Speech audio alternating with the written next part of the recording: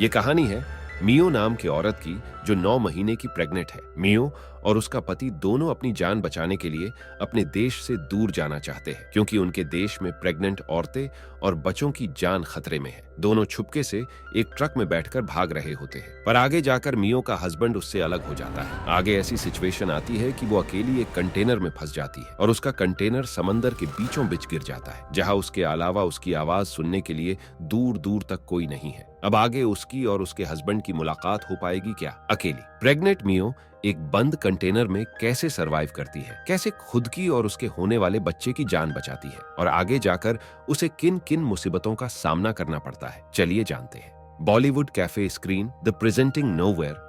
तो कहानी की शुरुआत में हम निको और मिया नाम के हस्बैंड वाइफ को देखते हैं, जिन्हें उनके देश से दूसरे देश जाना है क्योंकि उनके देश में प्रेग्नेंट औरतें और छोटे बच्चों की जान सुरक्षित नहीं है। वहां एंटी शॉर्टेज मेजर बहुत ही सख्ती से पेश हो रहा है, इसीलिए वहां के प्रेग्नेंट औरतें और मासूम बच्चों को बेवजह मारा जा रहा है। इसमें उनकी गवर्नमेंट भी कुछ नहीं कर पा रही है। लोगों को जिंदा बचने के लिए वहां से भागने से दूसरा रास्ता ही नहीं है। वहां के कुछ लोग हैं जो लोगों के मजबूरी का फायदा उठाकर उनसे पैसे लेकर उन्हें देश से बाहर निकाल रहे हैं। निको और मियो ने भी उन्हें पैसे दिए हैं। अब वो लोग उनको एक ट्रांसपोर्ट ट्रक के अंदर जाने के लिए कहते हैं। निको और मियो भी ट्रक के अंदर बैठ जाते। अंदर प्रेग्नेंट औरतें और छोटे बच्चे होते हैं। कुछ देर बैठने के बाद निको मियो की हालत पूछते हुए उसे एक चॉकलेट देता है और कहता है कि इसे तुम वहां पहुंचने के बाद खा लेना। अब ट्रक के बाहर से आवाज आने लगती है। निको आगे जाकर देखने लगता है, तभी एकदम से लोग अंदर घुस जाते हैं, जिससे पूरा ट्रक भर जाता है। इसीलिए वो लोग कुछ लोगों को दूसरे ट्रक में शिफ्ट करते हैं और इसमें निको मियो से अलग हो जाता है। निको उन्हें बताने की कोशिश करता है, पर वो उसकी नहीं सुनते हैं। मियो भी उसके पास जाने की कोशिश करती है, पर वो लोग ट्रक का दरवाजा लॉक करते हैं। मियो ट्रक के एक छोटे होल में से निको को दूसरे ट्रक में जाते हुए देखती है और उस ट्रक पर लिखा नंबर याद रखती है। उस पर 107 लिखा होता है। मिया तुरंत निको को कॉल करती है। निको उसे कहता है कि चिंता मत करो, उसका ट्रक उसके ट्रक के पीछे से आने वाला है और जल्द ही वो दोनों साथ में होंगे। तुम अपना और अपने सामान का ख्याल रखना। कहकर निको कॉल काट देता है। निको बाहर की हालात देखती है कि वहां के औरतों को और बच्चों को पकड़कर उन्हें मार रहे हैं। औरतें और बच्चे अपनी जान के लिए रो रहे हैं। ये देखकर मियो बहुत डिस्टर्ब हो जाती है। थोड़ा आगे जाने के बाद ट्रक रुक जाता है। वहां कुछ लोग होते हैं जो ट्रक ड्राइवर की जांच करने लगते हैं। उनके लोग ट्रक खोलते हैं, पर उन्हें कोई नहीं दिखता। ट्रक के अंदर छिपने के लिए एक जगह होती है। वहां सारे लोग छिपे होते हैं, पर उनको पता चलता है कि लोग अंदर छुपे हुए हैं। वो लोगों को बाहर निकलने के लिए कहते हैं। उन्हें धमकाया जाता है कि अगर वो बाहर नहीं आए तो वो उन पर गोलियां चला देंगे। मियो अपना दिमाग लगाती है और एक लकड़ी के बक्से पर चढ़ती है। डर के मारे बाकी के लोग दरवाजा खोलकर बाहर आते हैं, पर वो जिंदा नहीं बचते। वो लोग एक एक करके सब लोगों को मार देते हैं, यहाँ तक कि वो छोटे बच्ची को भी नहीं छोड़ते। वो लोग सभी लाशों को ठिकाने लगाकर वहां का खून साफ कर देते हैं। इनमें से सिर्फ अकेली मियो बच जाती है, जिसके बाद मियो निको को वॉइस मैसेज छोड़ देती है कि ट्रक के अंदर छुप जाओ, यहाँ सब लोगों को मारा गया है। अब ट्रक समुद्र के पास जाता है,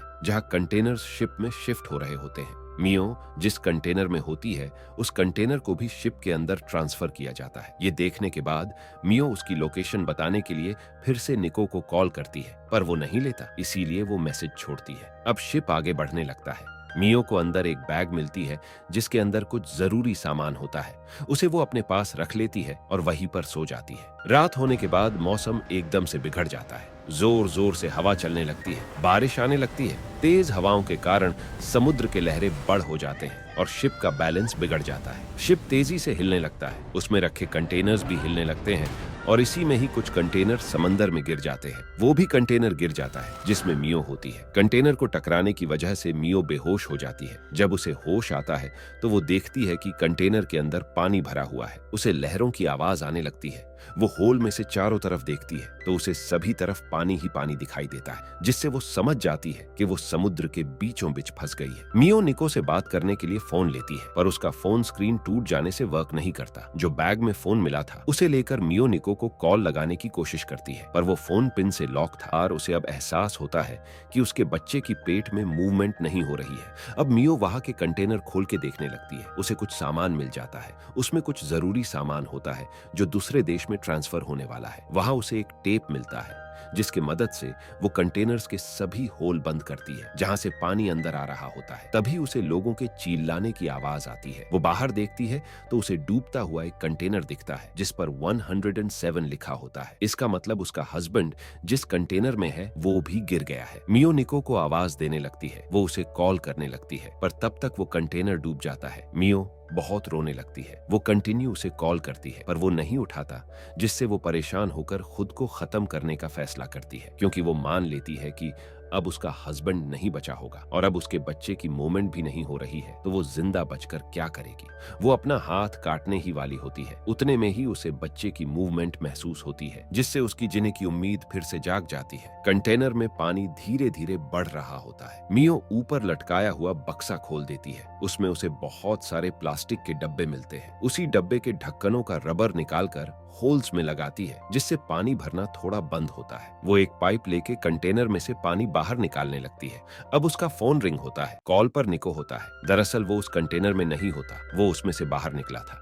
मियो उसका आवाज सुन के खुश हो जाती है। वो उसे बताती है कि वो एक कंटेनर के अंदर समुद्र के बीच में फंस गई है। निको हिम्मत देते हुए उसे कहता है कि अपने बच्चे के लिए तुम हार मत मानना, तुम एक स्ट्रॉन्ग वुमेन हो, और वादा करता है वो उसे वहां से जल्द ही बाहर निकालेगा। बैग में उसे कुछ खाना मिलता है जिसे वो खा लेती है, जिसके बाद उसे लेबर पेन स्टार्ट हो जाते हैं और उस कंटेनर में ही अपने बच्चे को जन्म देती है। वो बच्चे को वहां के मौजूद कपड़ों में लपेटकर लकड़ी के बक्से में रखती है और अपने काम में लगती है। वहां से बाहर निकलने के लिए वो ड्रिल मशीन लेकर कंटेनर के छत का चौकोर हिस्सा काटने लगती है, पर बीच में मशीन बंद पड़ती है। फिर वो कट्टर लेके उसी से काटने लगती है, पर वो भी बीच में टूट जाता है। ये करते करते वो बहुत थक जाती है। अब उसके पास ना खाना है, न पीने के लिए पानी है। जो भी बचा था वो सब खत्म हो गया है। उसे इतनी भूख लग जाती है कि वो खुद के प्लासेंटा को भी खा लेती है, क्योंकि उसके बच्चे के लिए उसे कुछ तो खाना जरूरी होता है। अब बारिश होने लगती है। उन होलों में से पानी अंदर आता है। मियो उसे पी लेती है और पानी को डब्बे में भर के रखती है। मियो अब उस आधे कटे हुए हिस्से को पट्टे से बांध देती है और अपनी सभी ताकत लगाकर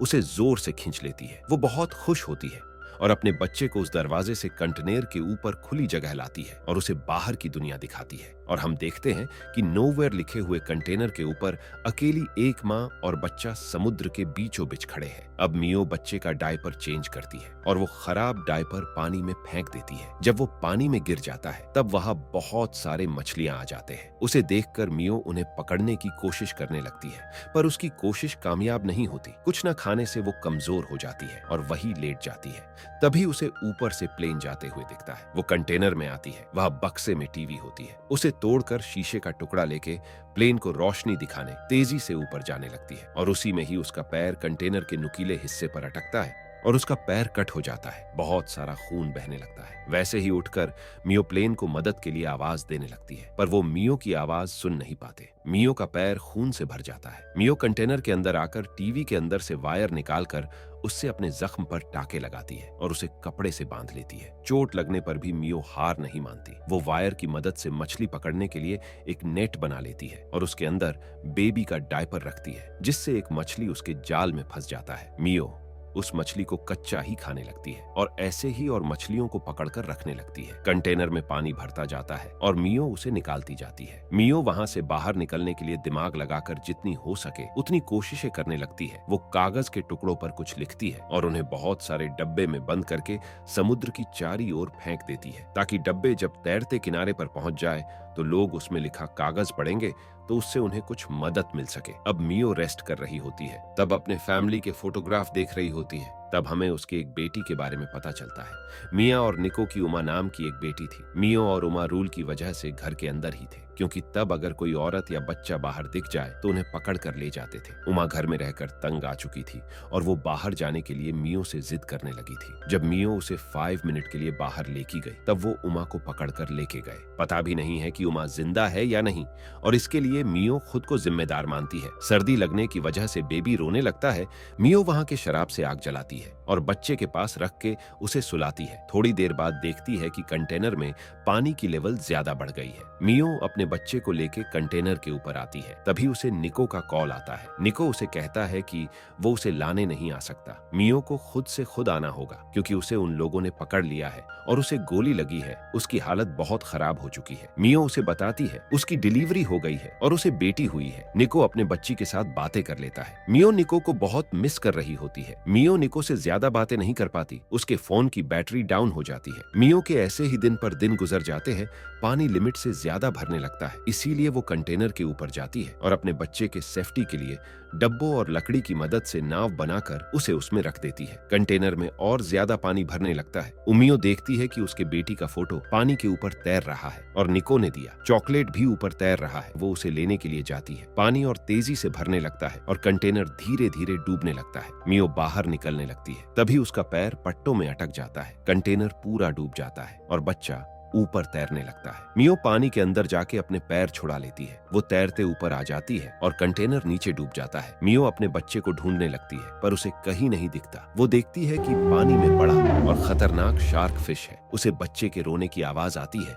वो उस आवाज की तरफ जाती है। उसे उसका बच्चा दिखता है, पर उसके आगे वो बड़ा फिश होता है। उसके जाने के बाद मियो बच्चे के पास जाकर उसे शांत करती है और उसके साथ तैरते रहती है। अब सुबह हो जाती है। हम देखते हैं कि मियो अभी भी अपने बच्चे के साथ तैर रही है। वो अपने बच्चे को विश्वास दिलाती है कि हम जल्द ही पहुंच जाएंगे और लोगों को अपनी कहानी बताएंगे। मियो उसे कहती कि हमने हार नहीं मानी, तूने मुझे हिम्मत दिया और मैं जो कर सकती हूँ वो सब कुछ मैंने किया। अब उसे पंछियों की आवाज सुनाई देती है। इसका मतलब वो किनारे के करीब आ गए हैं। अब हम एक शिप को देखते हैं। उसमें एक लड़की होती है जो मछली पकड़ने अपने डैड के साथ आई होती है। तभी उसे बहुत सारे पंछी दिखते हैं।